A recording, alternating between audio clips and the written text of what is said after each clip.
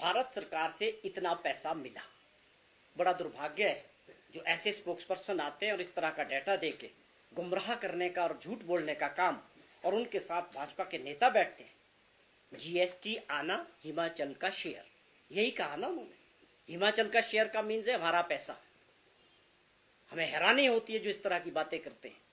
हमारा शेयर है, हम फेडरल सिस्टम है, भारत सरकार को जाता है जीएसटी, उसमें से 9% शेयर हर राज्य को वापिस आता है। आप उसको गिना रहे हो, वो तो आना ही है भाई। उसमें कौन सा एहसान किया भारत सरकार ने हमको देके। मुझे हैरानी हुई जब उनका मैंने पूरा डेटा देखा। तो मैं आपको बताना चाहता हूं कि क्या आर्थिक स्थिति क्या थी जब हमारी सरकार बनी 22 में, तो उस वक्त क्या स्थिति थी मैं बताता हूं आपको। हमारे पास जीएसटी का कंपनसेशन आता था 5 साल तक। हम जीएसटी में गए हिमाचल प्रदेश, उससे पहले हम वैट में थे। हमारे पास जो इंडस्ट्रियल एरिया था, वैट का मतलब है कि टैक्स ऑन प्रोडक्शन, चीज बनी उसके ऊपर टैक्स लग गया, हमें तो मिल गया। वो कहाँ कंज्यूम हुई उससे कोई मतलब नहीं था।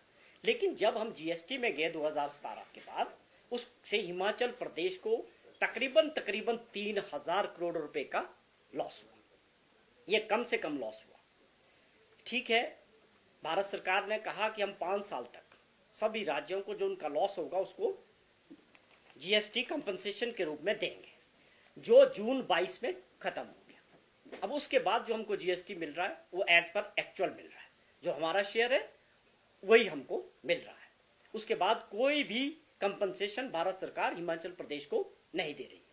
वो टाइम भी जयराम जी के टाइम में खत्म हो गया। कहने का मतलब है जयराम जी की जब सरकार थी तो कंपनसेशन जीएसटी का आता रहा, और तकरीबन 5 सालों में 13,000 करोड़ रुपया जो है जीएसटी कंपनसेशन के तौर पे उनको मिला।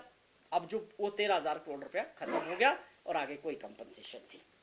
उसके अलावा आरडीजी की जो रेवेन्यू डेफिशिएंट ग्रांट की बात करते हैं, मैं ये इसलिए बताना चाहता हूँ कि हमें भी कई बार लगता है कि यार बार बार ये लोग गलत आंकड़े दे के, झूठ बोल के सरकार को घेरने का काम जो करते हैं, कभी हमारा भी मन दुखी होता है कि झूठ कितना सुनेंगे। हमको सच्चाई तो जनता के सामने रखनी पड़ेगी। रेवेन्यू डेफिशिएंट ग्रांट में आज की अगर हम बात करें 25-26 की, तो हमारे को सिर्फ 3257 करोड़ रुपया मिलने वाला है, जो 21-22 में 10,600 करोड़ थी। अब जो चीज पिछले 5 साल पहले 10,600 करोड़ थी, आज उसको 3200 करोड़ कर दिया जाए, जबकि होता उल्टा है। इन्फ्लेशन के साथ, महंगाई के साथ बजट का आकार बढ़ता है, हर चीज बढ़ती है। यहां उल्टा है। हुआ क्या कि जो वो था उन्होंने पहले अपने टेन्योर में 10,000 8,000 करके उसको एग्जॉस्ट कर दिया। हमारे पे इधर जीएसटी का कंपनसेशन बंद हो गया, इधर रेवेन्यू डेफिशिएंट ग्रांट बिल्कुल घट गई, और साथ में हमारी सरकार बनते ही हमने ओपीएस का प्रॉमिस किया था।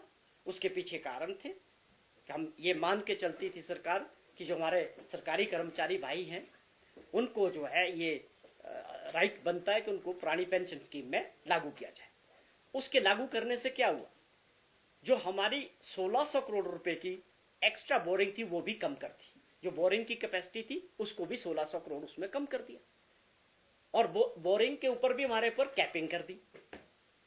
मैं इसलिए इस चीज को समझा रहा हूं कि लोगों को यह समझना बहुत जरूरी है कि सच्चाई क्या है। ये डेटा, ये फैक्ट्स बेस्ड है।